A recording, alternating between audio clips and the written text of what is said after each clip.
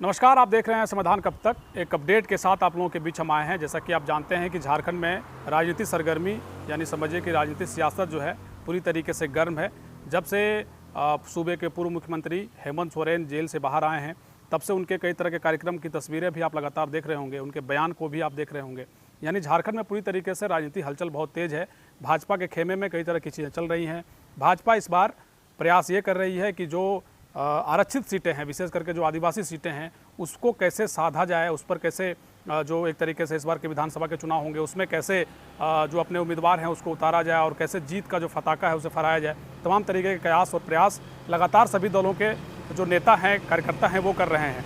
लेकिन आज जो आपको अपडेट देने जा रहे हैं, जैसा कि आपने टाइटल में देखा होगा, जयराम महतो को लेकर के ये पूरा का पूरा जो एक तरीके से छोटा सा विश्लेषण भी है, टॉपिक भी है। जैसा कि आप जानते हैं कि विधानसभा चुनाव को लेकर के टाइगर जयराम महतो ने अपनी पार्टी से तकरीबन 50 से 55 सीटों पर चुनाव लड़ने का ऐलान कर दिया है। उन्होंने प्रेस कॉन्फ्रेंस के जरिए रांची में जो है तमाम तरीके की जानकारी दी थी। उसके बाद कई मीडिया चैनलों को उन्होंने इंटरव्यू दिए हैं। बजाते आपने हमारे चैनल में भी जयराम महतो ने क्या कुछ कहा था आप सुने होंगे कि तकरीबन वो 50 से 55 सीटें, हो सकता है उसमें सीटें बढ़े भी, ये भी उनका दावा था। लेकिन एक क्राइटेरिया के साथ वो चुनावी दंगल में उम्मीदवार को उतारेंगे, चूँकि बहुत बड़ा लिस्ट है। 50 से 55 कैंडिडेट को एक तरीके से चुनना भी उनके लिए बहुत बड़ी चुनौती होगी। और उससे पहले जो रजिस्ट्रेशन और उनके सैंपल की जो प्रक्रिया है, कहा जा रहा है कि जुलाई या अगस्त तक जो है उन्हें कम से कम मिल सकता है। हालांकि ये आने वाले दिनों में देखने को मिलेगा कि क्या उनके चुनाव आयोग जो है कब तक उन्हें रजिस्ट्रेशन देती है, कब तक उनके चुनाव सैंपल आते हैं, ये तमाम चीज़ें रहेंगी। लेकिन दिलचस्प बात यह है कि जयराम महतो ने अब पूर्ण रूप से जो उम्मीदवार होंगे 50 से 55 सीटों पर जो उम्मीदवार होंगे उनको लेकर के क्राइटेरिया उन्होंने एक तरीके से सेट करने का प्रयास किया है। आमतौर पर देखा जाता है कि चुनाव में एक तरीके से ऐसा कोई ढांचा नहीं है, ना ऐसा किसी तरह का क्राइटेरिया होता है कि आपकी योग्यता पूछी जाती है या आप कितने पढ़े लिखे हैं, आप किस चीज़ से आपका बैकग्राउंड रहा है, पब्लिक ओपिनियन क्या रहा है। हालांकि जितने भी पार्टियां हैं वो एक स्तर पर इसका प्रयास करती हैं कि उम्मीदवार बेहतर हो और फाइट अच्छी दे सके, वो जीतने वाला कैंडिडेट हो। लेकिन जयराम महतो ने इस बार जो प्रत्याशी को लेकर के जो एक तरीके से क्राइटेरिया सेट किया है, जो एक तरीके से जो उनकी योग्यता होनी चाहिए, उम्मीदवारों की जो योग्यता होनी चाहिए, उसको एक तरीके से उन्होंने सेट करने का प्रयास किया है कि अगर आपके पास ये योग्यता हैं तब हमारी पार्टी से चुनाव लड़ सकते हैं। और उसमें विशेष तौर पर उन्होंने एक अपने लेटर पैड के जरिए उन्होंने जानकारी भी दी है। उसकी जानकारी हम आपको देना चाहते हैं। जैसा कि आप जानते हैं कि झारखंडी भाषा खत्यान संघर्ष समिति, जिसके केंद्रीय अध्यक्ष हैं जयराम महतो, उन्होंने ही इस लेटर में जो जारी किया है उसमें ये चीज़ें लिखी गई हैं कि टीम JBKSS ने निर्णय लिया है कि प्रखंड कमेटी, जिला कमेटी, प्रमंडल कमेटी, केंद्रीय कमेटी तथा आगामी विधानसभा चुनाव के लिए प्रत्याशियों के चयन में कुछ मापदंड तय किया जाएगा, जिसका विवरण इस प्रकार है। यानी एक पॉइंट व्यूज़ के जरिए जिस तरीके से आप किसी तरह का एग्ज़ाम देते हैं या आपका एक तरीके से चयन होता है, उसी तरीके से उम्मीदवारों का भी चयन का प्रक्रिया JBKSS ने इस बार रखने का प्रयास किया है, जो एक तरीके से बेहतर आप कह सकते हैं। क्योंकि आप जयराम महतो की जो नई पार्टी है, वैसे में दावेदारों की संख्या बहुत ज़्यादा है। तो निश्चित तौर पर कहा यह जा रहा था कि जयराम महतो के लिए बहुत बड़ी चुनौती है कि आखिर जिन जिन सीटों पर चुनाव लड़ने हैं वहाँ जो प्रत्याशियों की संख्या है वो कहीं ना कहीं बहुत अधिक है। ऐसे में कैसे अनुमान यह लगाया जाए कि ये जो कैंडिडेट होगा, ये हमारा जो प्रत्याशी होगा वो बेहतर हो सकता है, उसके लिए पहले से ही एक समझिए एक दायरा तय किया गया है। इन दायरों के साथ अगर जो प्रत्याशी फिट बैठेंगे, जिनके पॉइंट्स ज़्यादा एक तरीके से आएंगे, उन्हें उम्मीदवार बनाया जाएगा। तो ये एक दिलचस्प अपडेट के साथ आप लोगों के बीच आए हैं। जैसा कि आप जानते हैं विवरण में दिया गया है स्नातक, अगर आप स्नातक हैं तो आपको 10 पॉइंट्स मिलेंगे। ज़रूरी नहीं है इसमें सिर्फ स्नातक लिखा हुआ है, ज़रूरी ये भी है कि अगर आप 12th भी पास हैं तब आपके हो सकता है पॉइंट्स घट जाएं। लेकिन इसमें दिया गया है अगर आप ग्रेजुएट हैं, आप अगर स्नातक आपने कर लिया है तो आपको 10 जो नंबर हैं 10 पॉइंट्स आपको मिलेंगे। इसके अलावा दिया गया है अतिरिक्त योग्यता, यानी अगर आपके पास कोई अतिरिक्त योग्यता है, आपने अगर PG किया है, अगर आपने PhD किया है, या अगर आपने कहीं से और भी कोई तरह की योग्यता हासिल की है, तो उसके लिए अतिरिक्त जो है 5 नंबर, आपको 5 पॉइंट्स उसमें मिलेंगे। संगठन के लिए कार्य, यानी जो झारखंडी भाषा खत्यान संघर्ष समिति है उसके संगठन के लिए आपने क्या क्या कार्य किए, ये भी देखने को मिलेगा। और ये भी जो है उसमें आकलन एक तरीके से जो उनके पर्यवेक्षक होंगे जयराम महतो खुद इस पर विचार करेंगे, और उसमें जो नंबर है वो तकरीबन 10 नंबर का है। आंदोलन में भागीदारी, जो सबसे बड़ी भूमिका है आंदोलन को लेकर के, चूँकि झारखंडी भाषा खत्यान संघर्ष समिति का जो एक तरीके से आंदोलन पिछले 2 वर्षों से झारखंड में जिस तरीके से रहा, और धनबाद से जो है आंदोलन उठकर पूरे झारखंड में और यूँ कह लीजिए कि पूरे देश में अब जाने लगा है, तो ऐसे में जो आंदोलन के जो साथी रहे उनकी भी भूमिका इसमें बहुत अहम होगी। उनके लिए भी 10 नंबर यानी 10 पॉइंट्स रखे गए हैं।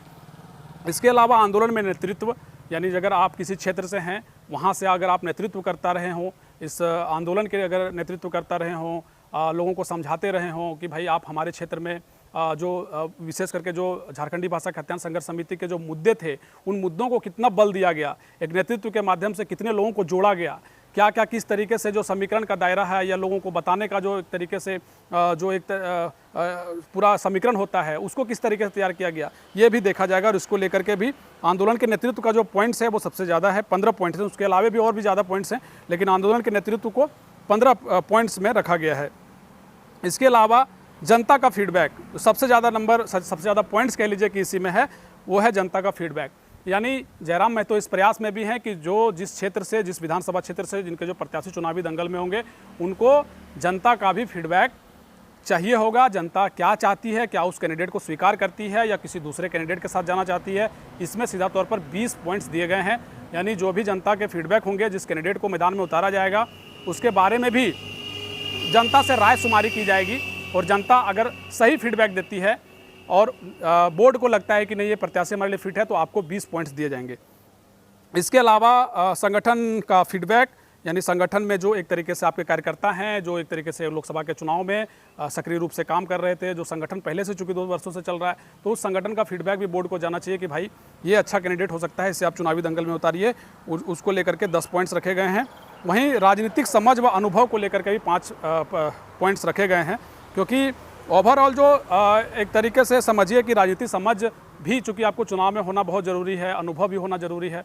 इसके लिए आप ज़रूरी तो जो पहला जो नंबर है स्नातक और तमाम चीज़ें पढ़ने लिखने को लेकर के, इसका जो पॉइंट्स है वो बहुत महत्वपूर्ण है। इसको लेकर के भी जयराम महतो की पार्टी ने 5 पॉइंट्स दिए हैं। विशेष उपलब्धि, यानी किसी भी चीज़ में अगर आपकी उपलब्धि है तो उसके लिए भी 5 पॉइंट्स रखे गए हैं। यानी उपलब्धि आप कई तरह की चीज़ों में कह सकते हैं, कई लोग कई तरह से अपनी उपलब्धि पाते हैं। कोई सामाजिक क्षेत्रों में अपनी उपलब्धि पाते हैं, कोई पढ़ाई लिखाई में अपनी उपलब्धि पाते हैं। कई लोग कई तरह की उपलब्धियाँ आप अलग अलग भाषाओं में समझ सकते हैं कि अगर आपके पास कोई विशेष उपलब्धि है जिसे लोगों ने सराहा है, जिसका आपके पास सबूत भी होने चाहिए, कई तरह के अखबारों के पन्ने हों, तो उसको भी इसमें शामिल कर सकते हैं। उसमें 5 पॉइंट्स आपको दिए जाएंगे। उसके बाद जो सबसे बड़ी बात है वो है साक्षात्कार का, जिसमें 10 पॉइंट्स दिए गए हैं। यानी इसमें आपको इंटरव्यू भी देना पड़ेगा। ये सबसे बड़ी जो बात है, ये ज़बरदस्त है। अक्सर ये देखा जाता है कि चुनाव में जो उम्मीदवार होते हैं, उन उम्मीदवारों का जो टिकट है वो अलग पैमाने के साथ सेट किया जाता है। अंदर खाने एक रणनीति बनाई जाती है और जो पहले से संगठन के लिए काम कर रहे होते हैं उन लोगों को देखा जाता है, बारीकी से समझा जाता है। अंदर खाने बहुत सी चीज़ें घटित होती हैं, लेकिन जयराम महतो ने पारदर्शी तरीके से ये इस बात की जानकारी दी है कि भाई हमारा जो उम्मीदवार होगा वो तकरीबन 10 जो हमारे पॉइंट्स हैं, जिसमें स्नातक है, अतिरिक्त योग्यता है, संगठन के लिए कार्य करने का जो अनुभव है, आंदोलन में भागीदारी है, आंदोलन में नेतृत्व है, जनता का फीडबैक है, संगठन का फीडबैक है, राजनीतिक समझ व अनुभव है, विशेष उपलब्धि है, और अंतिम में जो साक्षात्कार होगा यानी इंटरव्यू होगा, उसके जरिए 10 पॉइंट दिए गए हैं। तो ये अपने आप में ज़बरदस्त है, चूँकि आप एक इंटरव्यू के दौर से भी गुजरिएगा और कुल मिलाकर आपके पॉइंट्स देखे जाएंगे। और इस पॉइंट्स में जितना ज़्यादा जिनकी एक तरीके से जिनका ज़्यादा नंबर आएगा उन्हें चयन किया जाएगा। यानी ये एक उम्मीदवार को चयन करने के लिए जयराम महतो ने एक प्रक्रिया निकाला है। अंतिम जो निर्णय है वो संसदीय बोर्ड का होगा।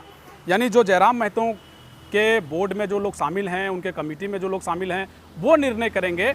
अंतिम जो निर्णय होगा वो एक तरीके से समझिए कि संसदीय बोर्ड का होगा। यानी पार्टी सुप्रीमो के मुहर के बाद इस बात की घोषणा हो जाएगी कि ये उम्मीदवार हैं। लेकिन उस उम्मीदवारी के लिए आपको इन 10 नंबरों का जो एक तरीके से जो लिस्ट बनाया गया है JBKSS के माध्यम से, इससे आपको गुजरना पड़ेगा। इन क्राइटेरिया को आपको फुलफिल करना पड़ेगा, तभी जाकर के आप जयराम महतो की पार्टी से चुनाव लड़ सकते हैं। कई लोगों का कमेंट्स ये था कि भाई फलाने व्यक्ति को इस जगह से उतारे जाने चाहिए, फलाने व्यक्ति को इस विधानसभा से टिकट मिलने चाहिए। तो जयराम महतो ने स्पष्ट कह दिया है कि भाई साहब, अगर हमारी पार्टी से आपको चुनाव लड़ना है तो ये जो हमारे दायरे हैं, इसको, इस कॉलम को आप पूरा कर लीजिए। हम फिर एक तरीके से जब साक्षात्कार होगा, जब संसदीय बोर्ड बैठेगी, तो निर्णय कर लिया जाएगा कि हमारे उम्मीदवार आफी हैं। तो यानी जयराम महतो ने स्पष्ट तौर पर राजनीति में एक तरीके से उन्होंने शुरू से ही कहा है कि भाई हम इस बार जो पॉलिटिक्स करने जा रहे हैं, एक फ्रेश पॉलिटिक्स है, और विशेष करके कार्यकर्ताओं को हम बल देना चाहते हैं। कोई झंडा ढोने का काम ना करे, सभी को एक तरीके से अवसर मिले, इसका उन्होंने प्रयास किया है। और हमें लगता है कि वही एक नतीजा है जो एक तरीके से उम्मीदवारों के चयन को लेकर के भी इन्होंने एक प्रक्रिया निकाला है, जिस प्रक्रिया के साथ ये अपडेट देने के लिए हम आए थे।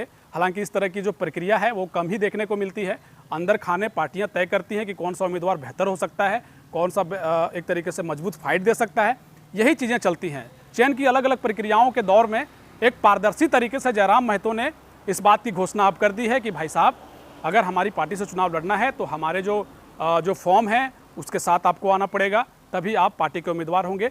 क्योंकि कयास यही लगाए जा रहे थे कि जयराम महतो के लिए जो सबसे बड़ी चुनौती होगी वो सभी विधानसभा से जो एक तरीके से दावेदार हैं उनकी संख्या बहुत है, और उसे समझ पाने में कि आखिर किस तरीके के जो उम्मीदवार हैं वो हमें चाहिए, किस तरीके के विधायक हमें बनाने हैं, वो एक सेट करने का प्रयास जो किया गया है वो वाकई में बेहतरीन है, कह सकते हैं इसको। लेकिन इसका नतीजा क्या होगा ये आने वाले दिनों में देखने को मिलेगा। इस तरह के जो प्रक्रिया हैं वो कब तक कंप्लीट कर लेते हैं ये भी देखना होगा, और चुनाव में ये जो एक तरीके से उम्मीदवार होंगे वो कितने अपने जीत के संभावनाओं को दुरुस्त कर पाएंगे ये आने वाले दिनों में देखने को मिलेगा। लेकिन राजनीति झारखंड में ज़बरदस्त रूप से गरमाई हुई है।